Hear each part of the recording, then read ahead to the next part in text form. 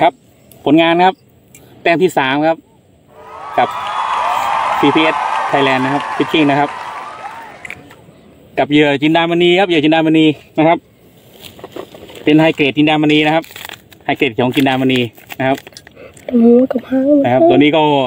ต้องยกให้เขาจริงๆครับไซส์สวยครับเพียนเนาะ